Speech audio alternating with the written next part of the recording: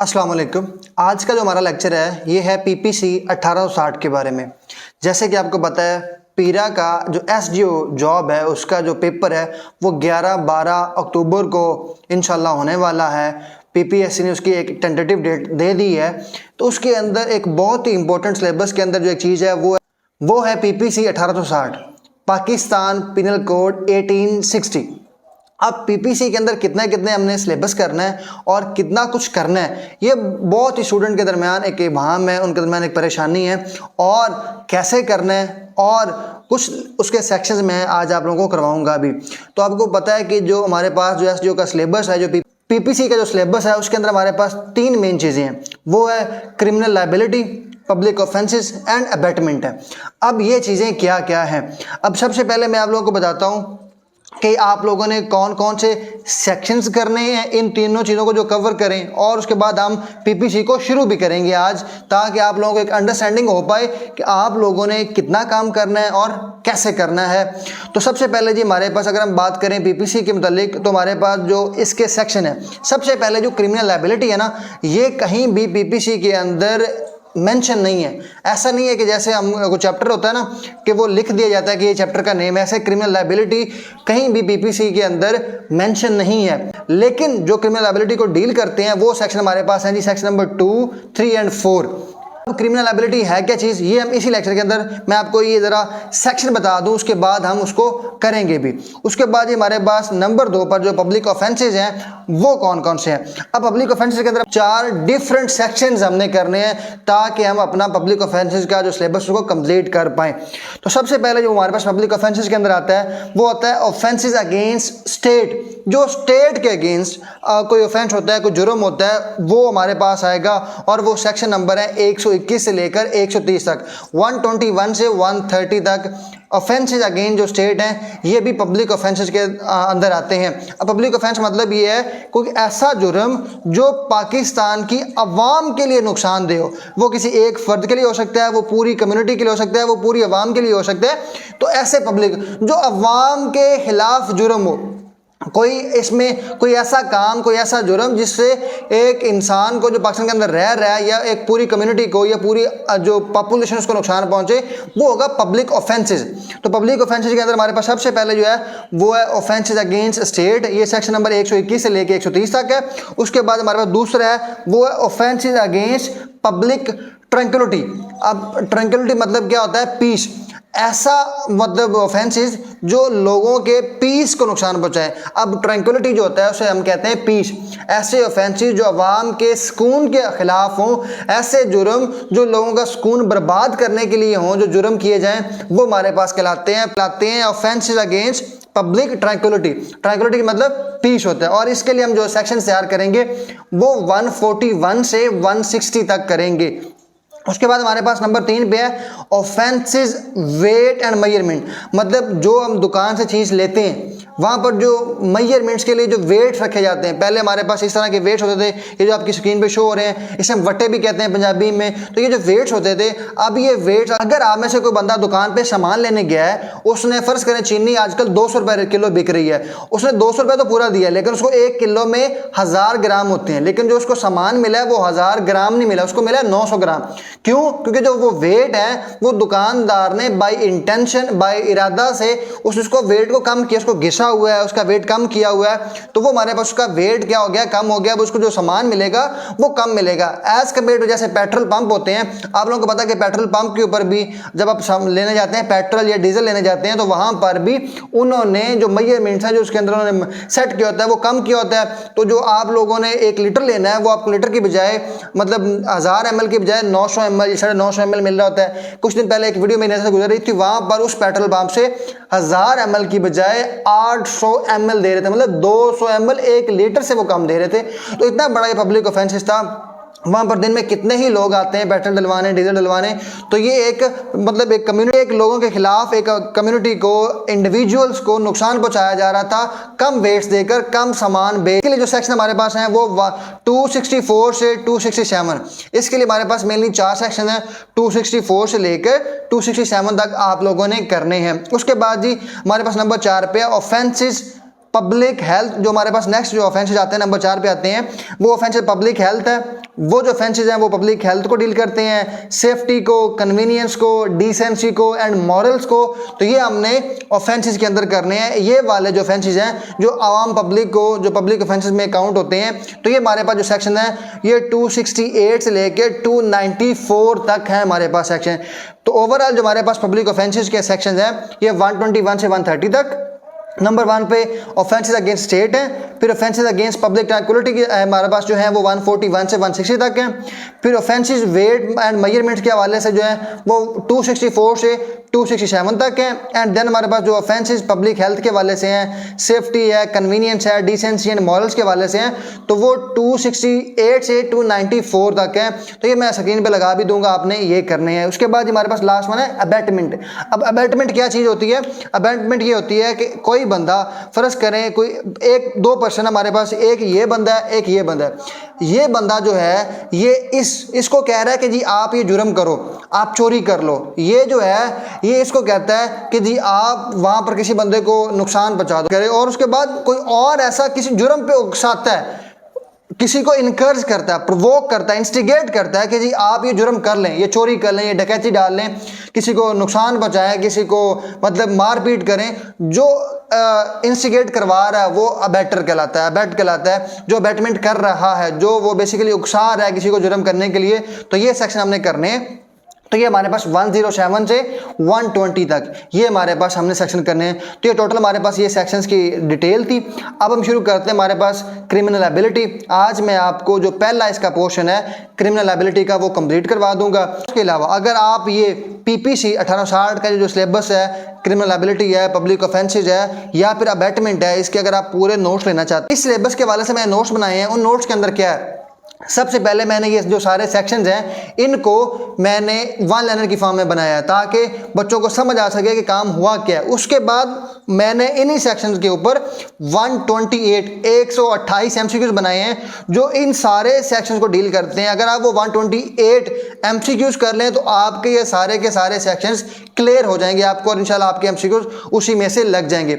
और सिर्फ पीपीसी नहीं बल्कि पूरा का पूरा जो पेपर 3 का हमारा लॉ का पेपर है, उसके जितने भी लॉज हैं जो हमारे पास टेनेंसी एक्ट है, अब जैसे एक लैंड रेवेन्यू एक्ट है 184 सेक्शन, इतना बड़ा एक्ट है, उसके ऊपर मैंने सिर्फ और सिर्फ 300 एमसीक्यूज बनाए हैं, और वो 300 एमसीक्यूज आपके पूरे एक्ट को क्लियर करवा देंगे। और इसके अलावा टेनेंसी एक्ट है, जितने भी एक्ट है, पीरिया एक्ट, और जितने भी हमारे पास पेपर 3 का ऑल सिलेबस के ऊपर हमारे पास आप लोगों के लिए नोट्स अवेलेबल है। एमसीक्यूज बेस्ड भी हैं और वन लाइनर भी हैं। अगर आप पढ़ना चाहें तो वन लाइनर भी पढ़ सकते हैं, और उनके ऊपर एमसीक्यूज भी हैं ताकि आप एमसीक्यूज को तैयार करके अपना पेपर 3 जो 11-12 को होना है उसको क्लियर कर सके। और उसके अलावा मेन चीज़ ये है कि हम बच्चों के टेस्ट भी ले रहे हैं। अभी हमारा रिवीजन टेस्ट चल रही है। आप अगर पहले वाले जो टेस्ट हो चुके हैं या आप अपने मॉक टेस्ट देना चाहते हैं तमाम सिलेबस के ऊपर, तो आप ये स्क्रीन पे नंबर शो हो रहे हैं। अगर आप नोट्स लेना चाहते हैं या अपने टेस्ट देना चाहते हैं तो उस नंबर पर रब्ता करके आप अपने आप को एनरोल करवा सकते हैं। हम आपको एक पेड ग्रुप में ऐड कर देंगे और वहां पर डेली शाम 8 बजे लिंक आ जाता है टेस्ट का। आप टेस्ट दे के आप अपनी तैयारी को एवेलुएट कर सकते हैं कि आपकी तैयारी किस हद तक हो चुकी है। और शुरू करते हैं। सबसे पहले हमारे पास है जी क्रिमिनल एबिलिटी। क्रिमिनल एबिलिटी के अंदर हमारे पास 3 सेक्शन है, सेक्शन नंबर 2, 3 एंड 4। अब सबसे पहले जो हमारे पास सेक्शन 2 है वो किस चीज़ को डील करता है। अब हमारे पास जो सेक्शन 2 है वो है जी, अब जो हमारे पास सेक्शन 2 है इसको करने से पहले हमें पता होना चाहिए क्रिमिनल एबिलिटी होती क्या है। अब क्रिमिनल एबिलिटी ये होती है आप कोई ऐसा काम करें, आप कोई ऐसा काम करें जिसके अंदर आपका इरादा हो और आपको ऐसा काम कर दें जो कानून के खिलाफ हो या किसी को नुकसान पहुंचाना हो। मतलब कोई ऐसा काम जो कानून के खिलाफ है, जिसके ऊपर कानून सजा देती है, वो आपका क्या कहलाएगा, वो क्रिमिनल एबिलिटी कहलाएगा। कि मतलब आप उसमें मुजरम ठहरेंगे, मुलजम ठहरेंगे, तो ये क्रिमिनल एबिलिटी है। मतलब आप कोई ऐसा काम कर देते हैं जिसके ऊपर आपको कानून सजा दे। आपका कोई ऐसा एक्ट जो आप हाथ से करते हैं, आप बाय इंटेंशन अपने माइंड को सोचते हुए करते हैं, और उसके साथ साथ आपको कानून उस एक्ट के ऊपर, उस काम के ऊपर सजा दे, वो आपका कहलाएगा क्रिमिनल एबिलिटी। आपके ऊपर एक लायबिलिटी आ जाएगी कि आपने क्राइम किया है। तो ये बेसिकली हमारे पास है क्रिमिनल लायबिलिटी। क्रिमिनल लायबिलिटी के अंदर हमारे पास तीन मेन चीजें हैं, एक है एक्टस रिया, एक है मेंस रिया और तीसरा है पनिशमेंट। अब एक्टस रिया क्या होता है? एक्टस रिया बेसिकली होता है कि आपका वो कोई ऐसा काम जिसको करने से किसी को नुकसान पहुंचा है, कानून की खिलाफ वर्जी हुई है, वो एक्टस रिया है। अब वो जो काम जो कानून ने मना किया कि आपने ये नहीं करना, चोरी करना मना है, कानून के अंदर लिखा हुआ है, पीपीसी के अंदर लिखा हुआ है कि चोरी करना मना है, या चोरी क्या है सीआरपीसी के अंदर लिखा हुआ है। अब जो चोरी की है किसी बंदे ने, उसने क्या किया है? एक्टस रिया किया है, काम किया है, वो गलत काम किया है। दूसरी चीज हमारे पास है मेंस रिया। एक बंदे ने दिमाग में सोचा है कि जी मैं ये जुर्म करूंगा, मैं चोरी करूंगा, तो ये हमारे पास क्या लाता है? Criminal liability. अब ये देखिए, अगर एक बंदा सोचता है जी मैं चोरी करूंगा और वो चोरी करता नहीं है, तो क्या ये भी जुर्म है? तो ये जुर्म नहीं होगा, क्योंकि उसने सोचा है, किया नहीं है। मतलब आपका गलत इरादा होना और उसके बाद आपने वो काम कर देना, वो काम जो कानून के अंदर मना किया गया है, वो आपके ऊपर एक लायबिलिटी लाता है, जिसे हम क्रिमिनल लायबिलिटी कहते हैं। अब ये चीज़ हमारे पास क्रिमिनल लायबिलिटी के हवाले से, और उसके ऊपर गवर्नमेंट पनिशमेंट दे, उसके ऊपर आपको कानून पनिशमेंट दे, तो ये हमारे पास है क्रिमिनल लायबिलिटी। अब क्रिमिनल लायबिलिटी का एक और पहलू भी है, कोई ऐसा काम जो कानून आपको कहे कि आपने करना है और आप नहीं करते, वो भी आपका क्रिमिनल लायबिलिटी के अंदर आता है। फर्ज करें कोई सरकारी मुलाजिम है, उसका काम है वो अपनी ड्यूटी सर अंजाम दे, लेकिन वो नहीं करता, तो वो भी क्या है? एक क्रिमिनल लायबिलिटी है। या फिर एक ऐसा देखे ना जी, एक पुलिस ऑफिसर है, उसको पता चल गया कि वहां पे चोरी होनी है, और वो पुलिस ऑफिसर अब क्या है, उसकी ड्यूटी है कि वो बताए अपने सीनियर ऑफिसर्स को कि जी वहां पे चोरी होनी मुझे पता चल गया है। तो जी अगर वो नहीं बताता, तो वो भी क्या है? एक क्रिमिनल लायबिलिटी है। उसने बाई इंटेंशन, अपने इरादे से उसने छुपाया है उस जुर्म जो होने जा रहा था, तो ये भी हमारे पास क्या आता है? एक क्रिमिनल लायबिलिटी के अंदर आता है। तो इसमें दो चीजें हैं, वो काम जिसको आपको कानून मना करे कि आपने वो नहीं करना, अगर आप वो करते हैं और उस काम के ऊपर आपको सजा कानून के अंदर मौजूद है, लॉ के अंदर मौजूद है, और आपका गलत इरादा है, तो वो काम अगर आप कर देते हैं, वो भी आपके लिए एक क्रिमिनल लायबिलिटी है। या फिर वो काम जो कानून आपको कहता है कि आप करें, जैसे एक गवर्नमेंट मुलाजिम, अगर आप वो नहीं करते, तो वो भी एक आपके लिए क्या लेके आएगा? लायबिलिटी लेके आएगा, एक क्रिमिनल लायबिलिटी लेके आएगा। अब इसके अंदर हमारे पास सबसे पहले जो सेक्शन नंबर 2 है, वो किस चीज़ के बारे में है? वो है जी punishment of offences committed within Pakistan. अब अगर कोई ऐसा बंदा जो पाकिस्तान के अंदर रहते हुए, जिसको पीपीसी ऐसे काम को मना कर दी कि ये आपने काम नहीं करना, बशमूल कह लें कि जी चोरी करना है, डकैती डालना है, किसी को फिजिकल नुकसान पहुंचाना है, इंजरी करना है, कानून कहता है कि आप नहीं कर सकते, तो ये अगर आप ऐसा काम करते हैं तो आपको पीपीसी के तहत सजा मिलेगी। पीपीसी के अंदर जो चीज़ें मना की गई आप वो करते हैं तो आपको वो सजा मिलेगी। आप पाकिस्तान के अंदर अंडर ट्रायल आएंगे, आपके खिलाफ केस आएगा और आपको पकड़ा जाएगा। और ये बेसिकली सेक्शन नंबर 2 है विद इन पाकिस्तान। अगर आप पाकिस्तान के अंदर रहते हुए, पाकिस्तान की जो दायरा कार है, पाकिस्तान की जो जुरिस्डिक्शन है जहाँ पे ये पीपीसी कानून लागू है, अगर वहाँ पर आप रहते हुए अगर कोई ऐसा काम करते हैं जो कानून ने मना किया है और उसके अलावा उसके ऊपर पनिशमेंट भी गवर्नमेंट देगी या कानून देगा, तो वो अगर आप करते हैं तो वो आपके लिए बेसिकली क्या बनेगा? वो आपके लिए एक लायबिलिटी बनेगा। और उसके बाद सेक्शन नंबर जो 3 हमारे पास है, वो है जी punishment of offences committed beyond Pakistan. अब बियॉन्ड पाकिस्तान का मतलब ये है कि अगर कोई आप ऐसा काम करते हैं, मतलब आप पाकिस्तानी शहरी हैं, आप पाकिस्तान के बाहर जाके कोई ऐसा काम करते हैं जो मतलब जुर्म के जुमरे में आता है, जो एक गलत काम के जुमरे में आता है, जो पीपीसी के अंदर आता है कि आपने ये काम किया तो ये गलत है, तो ये बेसिकली हमारे इसके बाद सेक्शन नंबर 3 हमारे पास है। बेसिकली जो सेक्शन नंबर 3 डील करता है वो डील करता है punishment of offences committed beyond Pakistan. मतलब अगर आप पाकिस्तानी शहरी हैं, आप पाकिस्तान के बाहर जाकर कोई ऐसा जुर्म करते हैं जिसके लिए पीपीसी ने आपको मना किया, मतलब आपके पास आईडी कार्ड जो है ना वो पाकिस्तान की आपके पास शरीयत है और आप पाकिस्तान से बाहर चले गए, और अगर आप वहाँ पे जाके कोई ऐसा काम करते हैं जिसके लिए आपको पाकिस्तान का जो पीपीसी है उसने मना किया रखा है, तो अगर आप वो वहाँ पे करते हैं तो आप फिर भी अंडर ट्रायल आएंगे, आपको पनिशमेंट मिलेगी, आपको सजा मिलेगी। पाकिस्तान के अंदर भी आपको सजा मिलेगी उसके ऊपर। ऐसा नहीं कि आपने वहाँ किया, आप पाकिस्तान आ गए, आपकी जान छूट गई, नहीं, आपके ऊपर जो अगर आपने वहाँ पे कोई जुर्म किया तो आप पाकिस्तान के अंदर आएंगे तो आपको यहाँ पर भी उसकी सजा मिलेगी। और नंबर 3 पे हमारे पास है जी, फिर जो हमारे पास वो सेक्शन नंबर 2, फिर 3, ये सेक्शन 3 है। उसके बाद नेक्स्ट सेक्शन नंबर, पहले हमने सेक्शन नंबर 2 किया, फिर अभी ये 3 किया बियॉन्ड पाकिस्तान वाला। उसके बाद सेक्शन नंबर 4 है extension of code to extra territorial offences. अब इससे क्या मुराद है? अब इससे मुराद ये है, इसमें 3 मेन चीज़ें हैं हमारे पास। कोई पाकिस्तान का सिटीजन, कोई पाकिस्तान का शहरी जो पाकिस्तान के अंदर रहता है, कोई वो ऑफेंस कमिट करता है, जुर्म करता है पाकिस्तान के अंदर रहते हुए या फिर पाकिस्तान से बाहर करता है, तो वो पीपीसी के तहत उसको पनिशमेंट मिलेगी। नंबर 2 पर है person in the service of Pakistan, मतलब कोई ऐसा बंदा जिसकी सर्विसेज पाकिस्तान ले रहा है और वो पाकिस्तान के बाहर है। उसके बाद इसी का जो सब सेक्शन 2 है वो कहता है कि ऐसा बंदा person in service of Pakistan, कोई ऐसा बंदा जो पाकिस्तान जिसकी सर्विसेज ले रहा है, मतलब ऐसा समझ लें कि पाकिस्तान की क्रिकेट टीम में कोई कोच है या फिर कोई ऐसा डॉक्टर है या कोई ऐसा इंजीनियर है, जैसे फिर चाइना से इंजीनियर पाकिस्तान में आए होते हैं, तो ऐसा बंदा जिसकी सर्विसेज पाकिस्तान ले रहा है, जब भी सर्विसेज ली जाती है ना तो एक कॉन्ट्रैक्ट साइन किया जाता है। अब कॉन्ट्रैक्ट के ऊपर लिखा जाता है कि अगर आपको जुर्म करेंगे तो आपके ऊपर पीपीसी लागू होगी।